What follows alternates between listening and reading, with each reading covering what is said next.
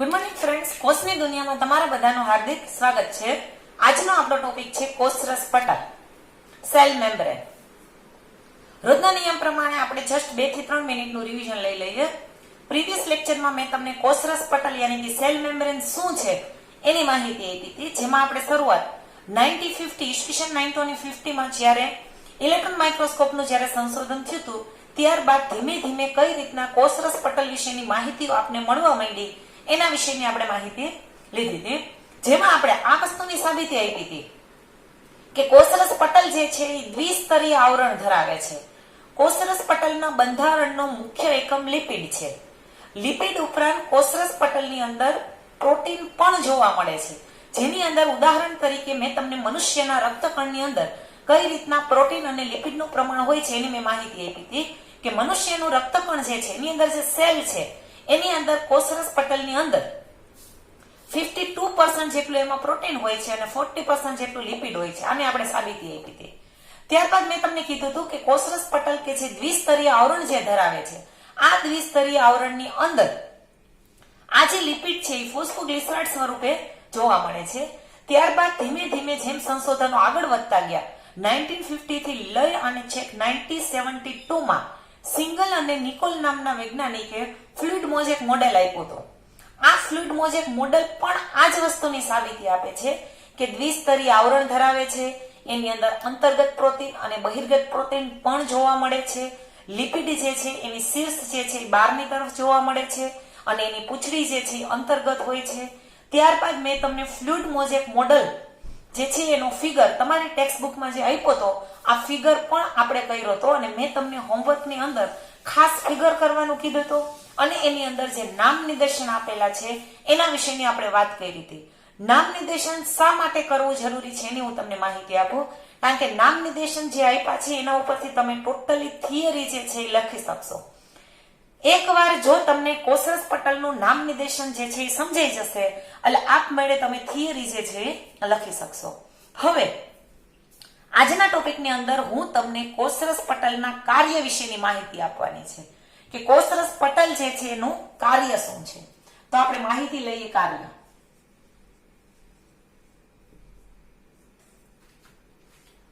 તો કે કાલના લેક્ચર ઉપરથી આપને આ તો ખબર પડી જ ગઈ છે કે કોષરસ પટલ જે છે એ તરલ પ્રકૃતિ ધરાવે છે.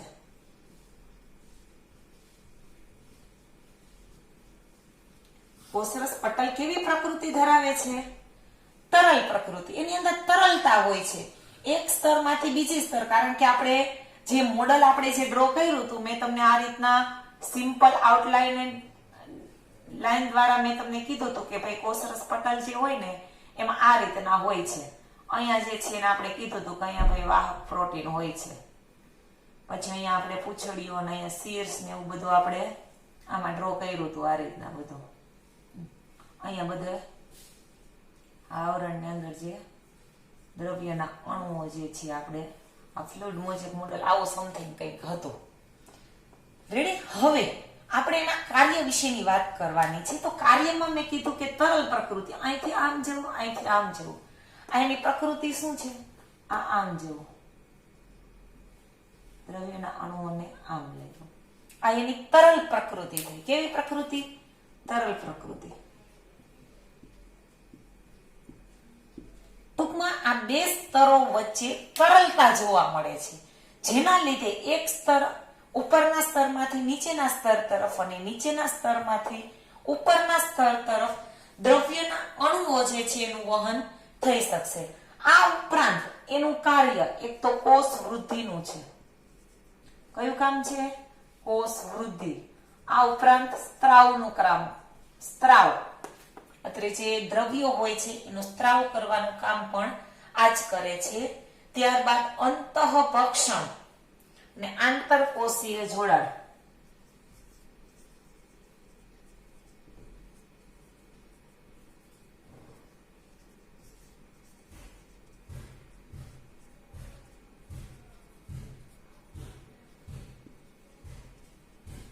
અને કોષ વિભાજન.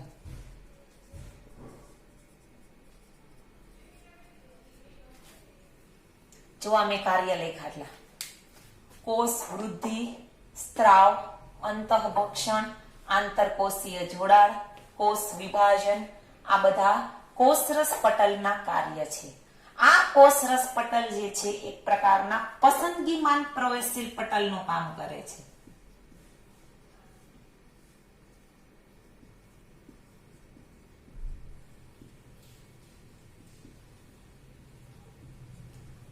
કોષરસ પટલમાં તરલ પ્રકૃતિ તો છે જ, આ ઉપરાંત પસંદગીમાન પ્રવેશશીલ પટલ તરીકેનું પણ કામ કરે છે. કોષ વૃદ્ધિ માટેનું કામ છે, સ્ત્રાવ માટેનું કામ છે, અંતઃભક્ષણ માટેનું કામ છે, આંતરકોષીય જોડાણ માટેનું કામ કરશે અને કોષ વિભાજનનું કામ છે. આ બધા તમારા થયા કોષરસ પટલના બધા કાર્ય થયા. હવે અહીંયા મેં કીધું કે કોષરસ પટલ જે છે એ પસંદગીમાન પ્રવેશશીલ પટલનું કામ કરે છે. તો આપણે આ પ્રશ્નનો જવાબ મેળવીએ કે કઈ રીતના કોષરસ પટલ જે છે એ પસંદગીમાન પ્રવેશશીલ પટલ તરીકેનું કામ કરે છે. મેં તમને હમણાં જ કીધું કે કોષરસ પટલ જે છે એમાં તરલ પ્રકૃતિ હોય છે, જે આ દ્વિસ્તરીય આવરણ છે એના લીધે, જેના લીધે દ્રવ્યના અણુ અહીંથી આમ પણ જઈ શકે અને અહીંથી આમ પણ આવી શકે, બંને દિશામાં વહન થઈ શકે છે.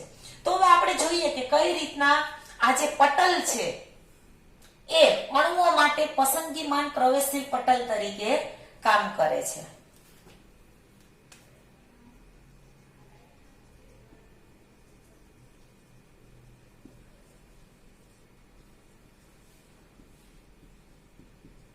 પટલ દ્રવ્યના અણુઓ માટે પસંદગીમાન પ્રવેશશીલ પટલ તરીકે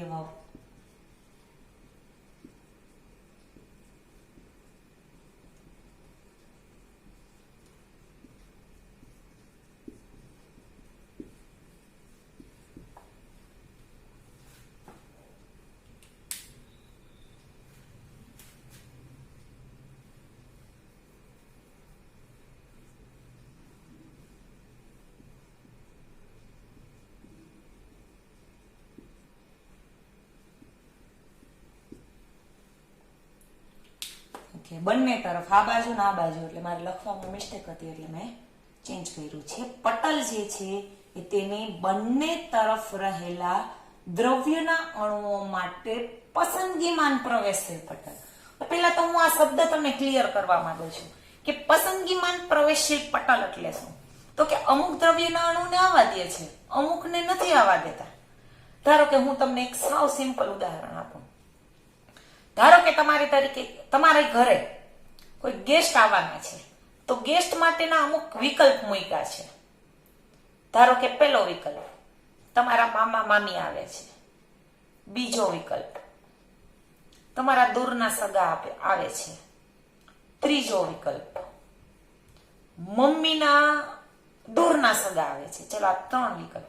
તો આ 3 માટે તમે વિકલ્પ કયો પસંદ કરશો? પહેલો કરશો ને, મામા મામી આવે છે. શું કામ? કારણ કે એ આપણા માટે પસંદગીમાન ગેસ્ટ છે. આપણી ઘરે કોઈ ગેસ્ટ આવવાનું હોય અને જો તમને આ રીતના વિકલ્પ મૂકે તો તમે, આ તો હું જસ્ટ તમને ઉદાહરણ આપું છું, વિકલ્પ મૂકે તો તમને જે પસંદ હશે ને એ વિકલ્પ તમે હંમેશા સિલેક્ટ કરશો.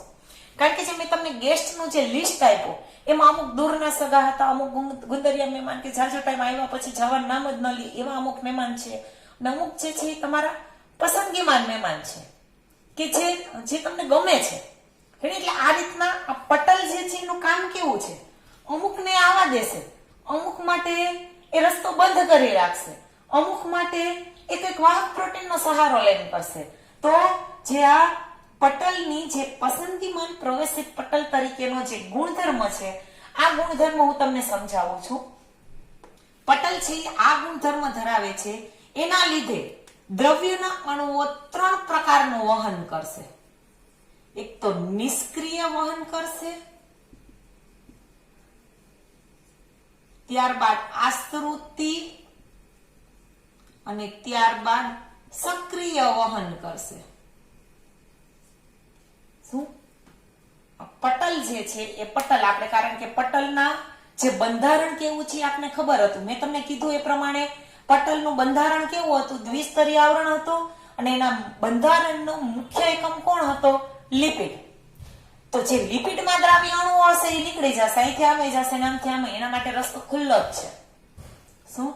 લિપિડમાં દ્રાવ્ય હશે એના માટે રસ્તો ખુલ્લો જ છે, કારણ કે પટલનું મુખ્ય બંધારણીય એકમ કોણ છે? લિપિડ. લિપિડમાં દ્રાવ્ય બધા જ દ્રવ્યના અણુઓ અહીંથી આમે જશે ને આમથી અહીંયા આવશે, એના માટે પસંદગીમાન પ્રવેશેલ પટલ છે. હવે આને આધારે જે દ્રવ્યના અણુઓ છે એ 3 પ્રકારની ગતિ કરશે: નિષ્ક્રિય, આશ્રુતિ અને સક્રિય. તો હું પહેલા નિષ્ક્રિય સમજાવું. નિષ્ક્રિયમાં કઈ રીતના થશે? તો કે નિષ્ક્રિયની અંદર દ્રવ્યના અણુઓ વધારે સકેન્દ્રણથી ઓછા સકેન્દ્રણ તરફ જશે. અહીંયા શક્તિની આવશ્યકતા કોઈ પણ પ્રકારની રહેશે નહીં. રેડી? એટલે નિષ્ક્રિય વહનમાં શક્તિની આવશ્યકતા વગર અણુઓનું વહન, જેને નિષ્ક્રિય વહન તરીકે ઓળખવામાં આવે છે. ત્યારબાદ હું તમને કહું આશ્રુતિ એટલે શું. ત્યારબાદ આપણે જોઈએ આશ્રુતિ વિશેની વાત.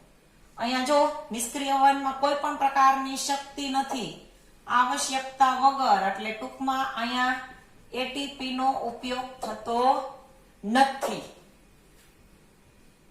ત્યારબાદ હું તમને વાત કરું આશ્રુતિ, તો કે પાણીનું પ્રસરણ દ્વારા થતું વહન.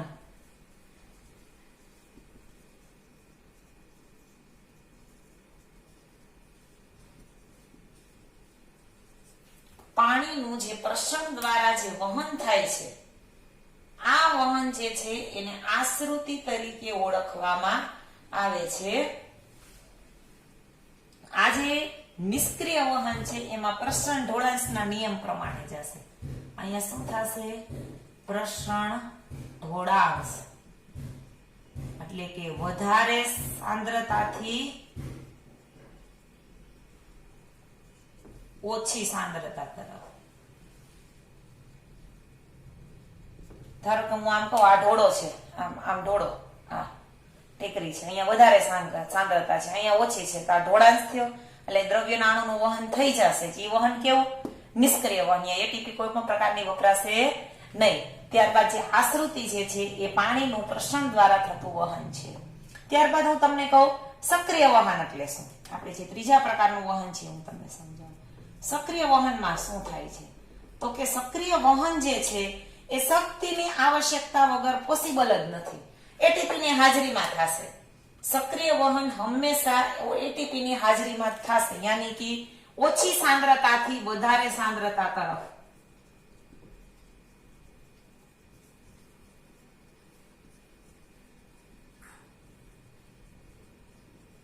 ઓછી સાંદ્રતાથી વધારે સાંદ્રતા તરફ દ્રવ્યના અણુનું જે વહન થાય છે એને સક્રિય વહન કહેવામાં આવે છે. અને અહીંયા એટીપી ની જરૂરિયાત ઊભી થશે. શું? સક્રિય વહનમાં તમારે એટીપી ની જરૂરિયાત પણ ઊભી થશે અને વાહક પ્રોટીન નો પણ સહારો લેવો પડશે. વાહક પ્રોટીન, જો અહીંયા બેઠા વાહક પ્રોટીન, આ શું હતા?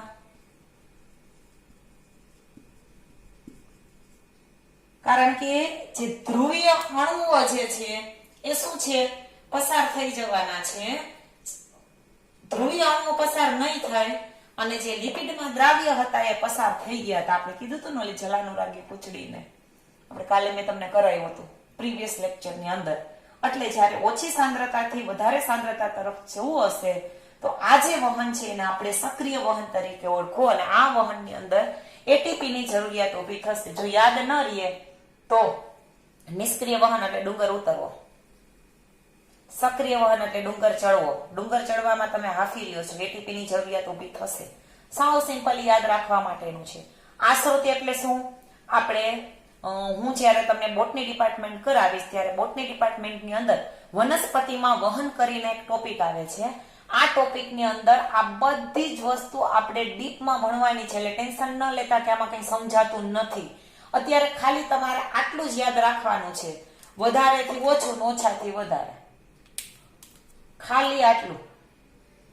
કારણ કે આ ડીપ મિકેનિઝમ શું છે કે અહીંથી આમ કેમ છે ને અહીંથી અહીંયા કેમ આવે ને મેડમને કેમ અમને તો કઈ ખબર પડતી નથી, આ વાહક પ્રોટીનનો સહારો કેમ લેશે શું છે, અત્યારે નો ટેન્શન. વનસ્પતિમાં વહન કરીને આપણું ચેપ્ટર આવશે ત્યારે એની અંદર આ બધી જ વસ્તુ આપણે ડીપમાં ભણવાની છે, ફિગર સહિત. ત્યાં આ જે શબ્દ નીચે મેં અંડરલાઈન કર્યું છે, પસંદગીમાન પ્રવેશશીલ પટલ, આ શબ્દ આપણે પાછો ડીપમાં સમજશું. અત્યારે તો ખાલી તમારે આજે એના કાર્ય જે છે એ કાર્ય માટે મેં તમને આ સમજાવ્યું છે, એટલા માટે આ બધું અંડરલાઈન કર્યું છે. રેડી? એટલે આ રીતના કોષરસ પટલના કાર્ય વિશેની માહિતી પૂછે તો કોષરસ પટલ તરલ પ્રકૃતિ ધરાવે છે, કોષ વૃદ્ધિ માટે, સ્ત્રાવ માટે, અંતઃભક્ષણ માટે, આંતરકોષીય જોડાણ માટે, કોષ વિભાજન માટે એક પ્રકારના પસંદગીમાં પ્રવેશશીલ પટલ તરીકે વર્તી, નિષ્ક્રિય વહન, આશ્રુતિ અને સક્રિય વહન કરવા માટે કોષરસ પટલ જે છે એ મદદરૂપ થશે. આજનો ટોપિક હું અહીંયા ઓવર કરું છું. આનો સ્ક્રીનશોટ લઈ લ્યો. તમારી ટેક્સ્ટ બુકમાં તમને આ વસ્તુ વિશેની માહિતી આપેલી છે, પણ તમને પેરેગ્રાફમાં આપેલી છે અને મેં તમને સ્ટેપ ટુ સ્ટેપ સમજાવેલી છે. Thank you.